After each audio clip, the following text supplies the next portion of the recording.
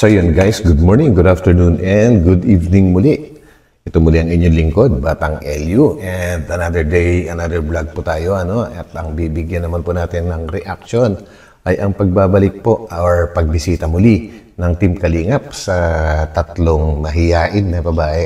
Ang nakakalungkot guys, ang inabutan dito ay yung kapatid nilang lalaki na hindi ko sure kung ano ba ibig sabihin ng tangkal sa Bicol? Yun ba ay kulungan ng baboy or what? Kasi andun yung kapatid nilang lalaki. Doon po siya nag-iisa na nakatira. Ewan ko kung doon ba talaga siya nakatira or tumatambay lang. Pero nakakaawan tingnan guys kasi parang mas malala pa itong kapatid nilang lalaki na mas mahiyain pa kaysa doon sa tatlong kapatid niyang mga babae. And siguro nga kaya bumalik sina Red Zane or si Hari ng Bulong para siguro mapag-usapan. Baka may isinasuggest si Kuya na lupa na papagtatayuan po ng bahay ng tatlong Marias na ito. And samahan po rin niyo ako guys para bigyan po ng reaction ito. Dahil yung ino-offer na lupa ay doon din, malapit din sa kanila. Doon lang sa pagtawid sa maliit na sapa and para sa akin kung para sa akin lang naman po guys medyo may kamahalan po yata yung presyo sa ganong location. Although nasabi nga po na i-develop yung lugar at nakita naman po natin na pinapatag na pero hindi pa rin siya na-develop. So tingnan po natin guys, samahan po ninyo ako na mag-react dito. And huwag po natin kalimutan palagi ang buong Team Kalingap na suportahan guys Sa pangunguna po yan ni Kuya Val Santos Matubang, Ate Edo Vlogs, Kalingap Rab, and syempre ang inyong lingkod at lahat na rin po ng mga Kalingap partners and reactors. So yan, huwag po natin kalimutan mag-thumbs up guys. At yung mga hindi pa nakakapag-subscribe, papindot na lang din po yung subscribe button. So let's go!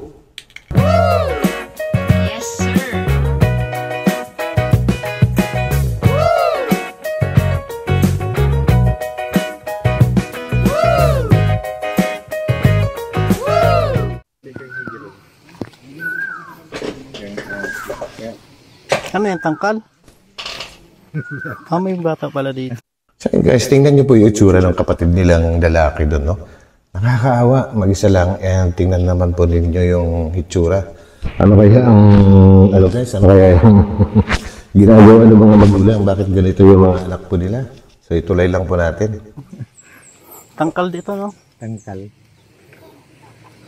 Ba't mayo ng wala ng baboy? Wala silang baboy.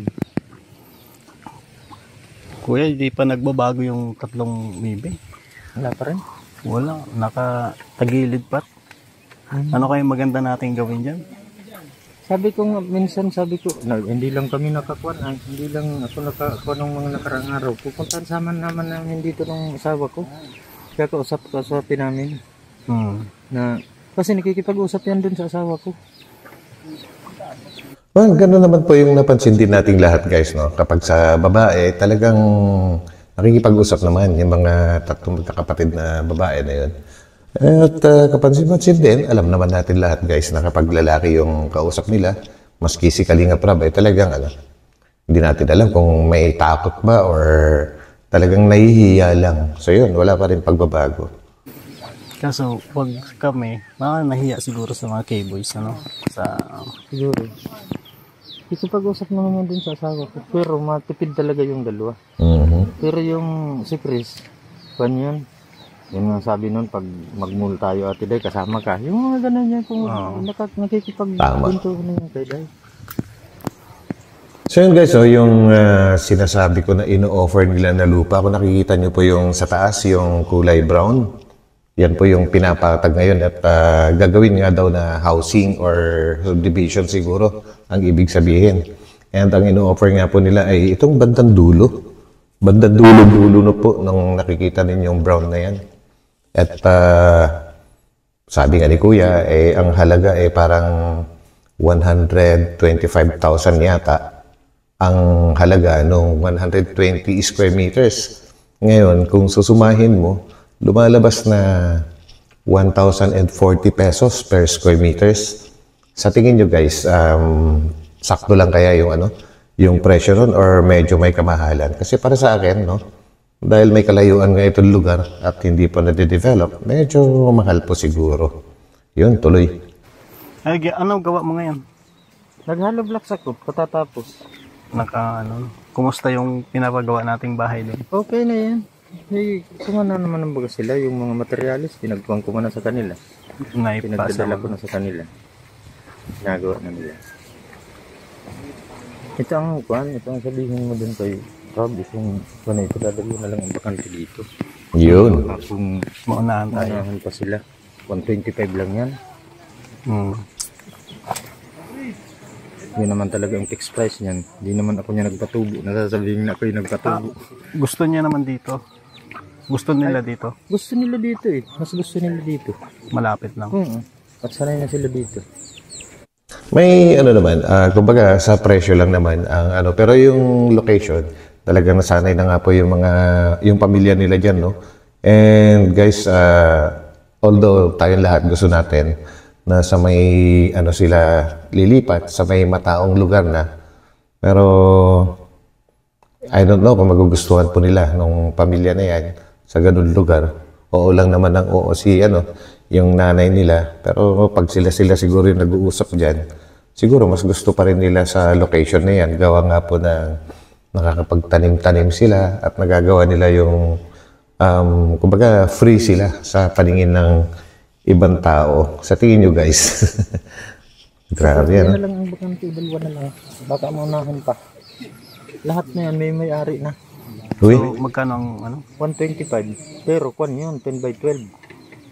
120 125. square meter? Ang hindi, ang isang kwan na. ayan guys, medyo hindi sila nagkakaintindihan masyado kasi puro figures yung binabanggit ni Kuya, walang unit sa dulo. Kumbaga, pag sinabi niyang 125, dapat duduktungan ng square meters o kaya pesos, di ba guys, para mas madaling magkaintindihan. Pero sa katagalan, nagkaintindihan din. 10 by 12. Ano sukat nun? Pagkano? Hindi mga yung yuga ito at saka yung feeling yun. Pagkatapos yung ano yun, yung bunga na yan. Malawak pala. Malawak yun, square na yun. Hindi, sa square meter itong by 12, ano yung sukat nun? 100. 100. 120 square meter. Kaya nga, 100, Yun. Hindi halos 120. inaabot lang ng kwan ng 12 halos 1,040. 10,000 ang isang metro. Uy, napakamahal. Diba? So, 10,000 per square meter guys. sa 125. I-compute Pero mali po si Kuya sa kwenta niya. 10 by 12. 10 by 12 divided 125. Yun ang presyo nun. Mali. 125 divided by 120. 25? Ha? 925? Oh, yun. Yun ang kalalabasan ng isang metro. Divide Ay, kuwan. 125. Ay, kuwan yun. Ano ba yun? 1,000 lang. 120. 1,040 guys per square meters. 125. 125 divided yun pala. Gulo ni Kuya. 120. 1,000 lang. Oo. Ayun. Yun yung tutukan. Sa mga tatanong lang po ako guys ha. Sa mga nakatira dyan sa location na yan or malapit dyan, sakto lang kaya yung price na yon. Anyway, hindi naman po tayo nakikilam. Kumbaga, napag-uusapan lang po natin guys, no? At kanya-kanyang opinion, ika nga. Para sa akin kasi medyo may kalayuan eh. Tsaka yun nga, hindi pa nade-develop. Pero katagalan siguro, pagka sinasabi nga ni Kuya na yun na lang dalawa na lote ang natitira at meron na raw nagmamayari sa ibang lokasyon. Although napakalawak po yun guys, yung na bulldozer na yun. So well, yun ang sabi niya. So tuloy po natin. 125 divide 120 square meter, di ba? 120 square meter divide 125. Mali. Baliktad. Ano ito mga 1,050 yun? 1,041. Yun. Diba? Oh, yun yung pan. Yun lang ang presyo no. Malaki na yun yung napako na ganyan oh. Sabi nga ni Kuya Ibot sa akin ay pwede kang magpataas dyan. Sabi ko sa kawang gawa ito hindi yan pwedeng pataasan. So yung Kung naalala nyo guys, yung presyo po ng lupa ni Viancy po, Yun po yung nasa commercial area, malapit din sa bayan. And ang presyo naman doon, kung di ako nagkakamali, is parang lumalabas na 2,000 po per square meters. So, hindi na masyadong naglalayo, ano? Wala nang kwan. Pero, ito, medyo malayo talaga yung lugar na ito eh. No? Pinsan mo yung may-ari. Oo. Pinsan pala ni Kuya, yung may-ari ng lupa. May-ari niyan. Ng lupa. Siya ang developer, siya ang may-ari ng lupa. Si Kuya Ibot. Kaya pala. Eh, sabi niya nga sa akin, may kukuha na sana niyan. Ay nang ako makausap, o sige niya, ibibigay ko sa iyo. Dalawa ka akong kukunin ko, akin yung isa. Ako naman ang bibili ng isa. Kasi pagdating dito, yun ang akin. Yun ang kanila. Ay di ibig sabihin, ito wala naman mag-uukupan ito. Sila din, taniman na nila yun. Saan ba sila? Doon, sa taas-taas na yun. Doon sa pinaka-gilid na. Akin ang dulong ito. Kaya lang, kailangan makausap na kaagad yung kwan. Hindi naman yun sasabihin maghihintay sa akin.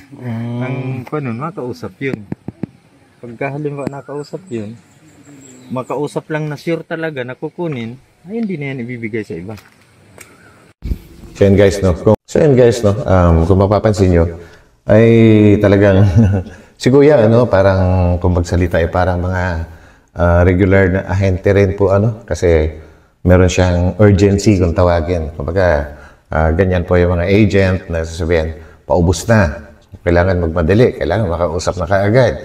Well, sa isang banda, kung totoo naman po yun, maganda kung magkakasundo sina Kalinga Prab at yung pamilya nga na yan. Dahil sanay na nga sila dyan, well, dyan na po talaga sila kung yun ang gusto nila. Di ba guys? Paano, makausap yun. Pagka halimbawa nakausap yun, makausap lang na sure talaga na kukunin, ay hindi na yan ibibigay sa iba.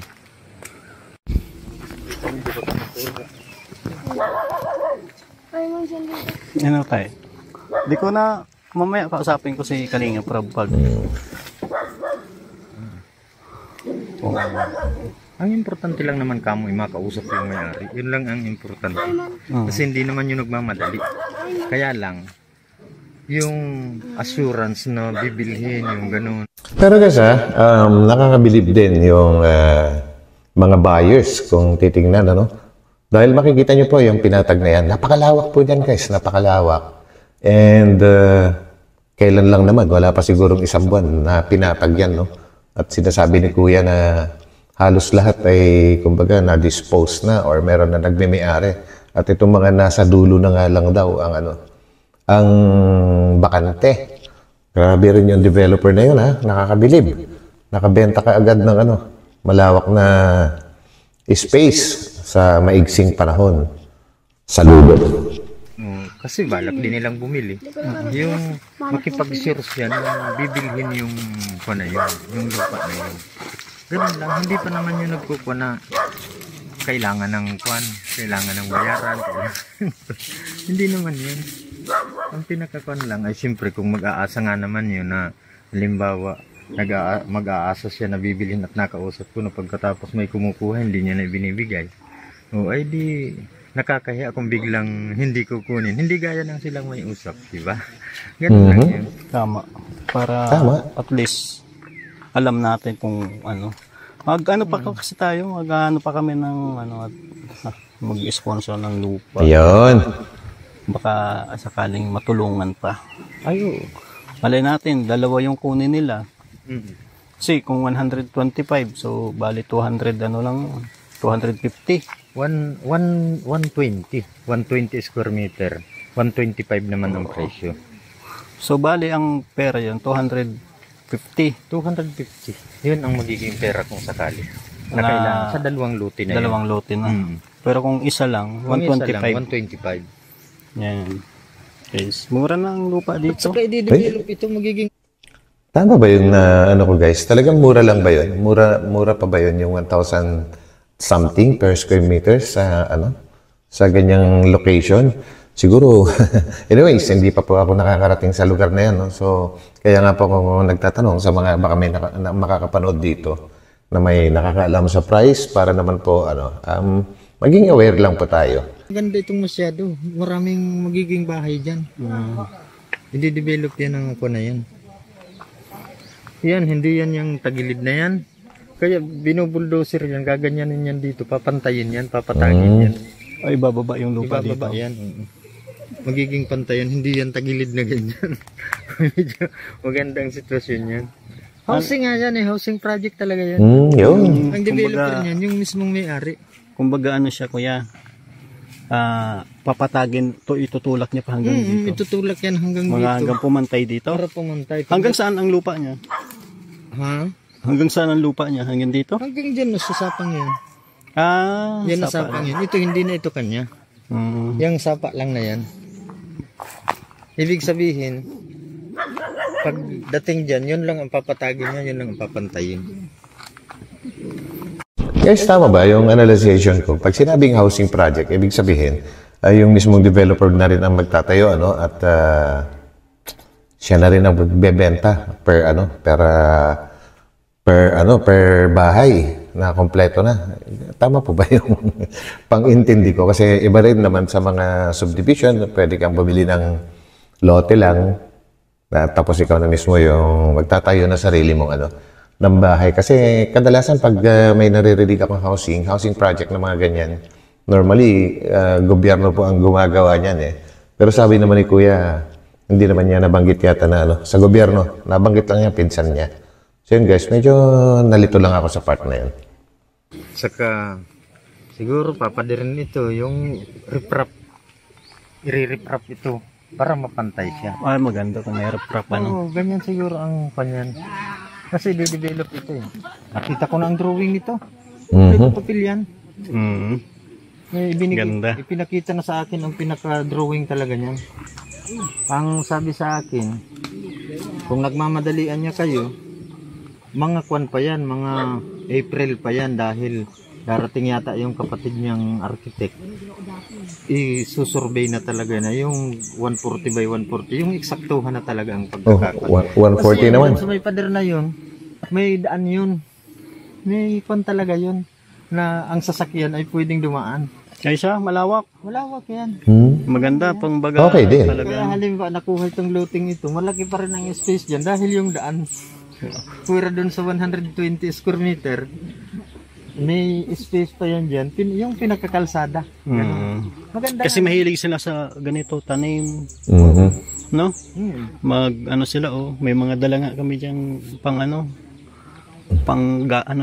pangbungkal ng lupa. Sa bagay guys, no, ito sarili kong opinion lang, no. Kasi kung kung ililipat sila bigla sa sa mataong lugar, baka lalo silang magulat po yung mga kumbaga mabigla yung mga yung mga magkakapatid. Baka lalong mabuli sila doon sa mga kapitbahay nila. Kaya siguro sila talaga. Kaya sila lumipat diyan sa talagang malayo sa mga tao.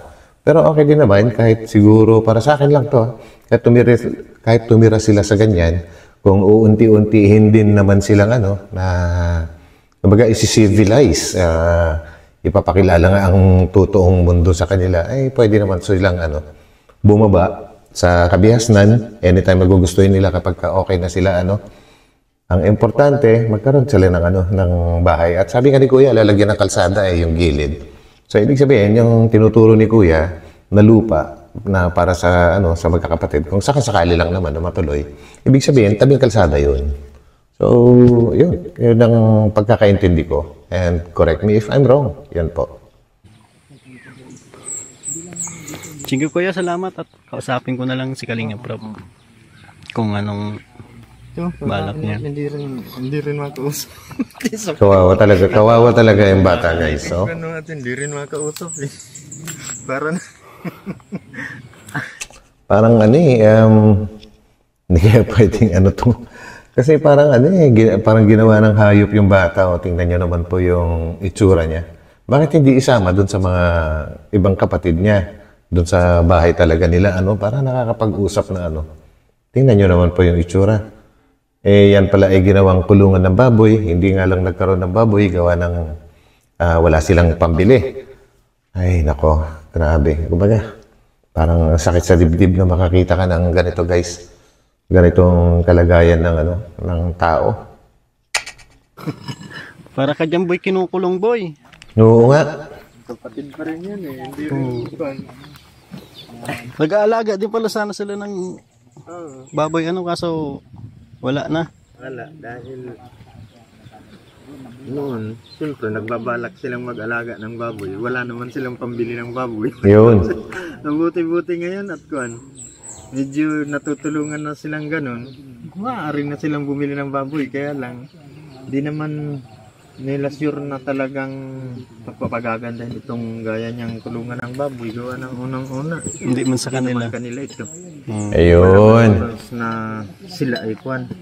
Sila ay kung paglipas 5 araw, 10 araw, biglang pinaalis sila dito. Hindi wala Tama. na sila. Pinalayas na Sabi, So yun talaga guys, no? Talagang napaka-importante talagang magkaroon sila ng ng sariling lupa at bahay din. Kaya lang yung location talaga. Well, ang naman po dyan is yung kung magkakaroon po ng sponsors na tutulong kay Kalinga Prab, ay sila naman po talaga yung totoong mag-uusap-usap dyan eh. Sina Kalinga Prab, tsaka sponsors, tsaka syempre yung pamilya na tinutulungan po nila. Pagka nagustuhan nila dyan, baka wala rin po tayo magawa. Although gusto natin, madala talaga sila sa sa Kabiasnan dahil nga po ay dyan na talaga sila sanay sa mga ganyang lugar. Ay nako, ang napaka nitong pamilya na to. Kumbaga, minsan hindi mo alam kung maawa ka or maano ka minsan eh. Dahil halos lahat ginawa na rin po ni Kalinga Prab kung paano makitungo doon sa magkakapatid, pero talagang ayaw nila magsilita. Pero sabi nga naman ni Kuya na ito ay talagang ganun na talaga sila ever since. Kumbaga nakikipag-usap lang si Chris, yung panganay, nakikipag-usap lang talaga sa mga babae, kagaya nga po ng asawa ni Kuya. Pero yung dalawa talagang hindi daw talaga. So yun, medyo bago sila siguro ma-civilize, no?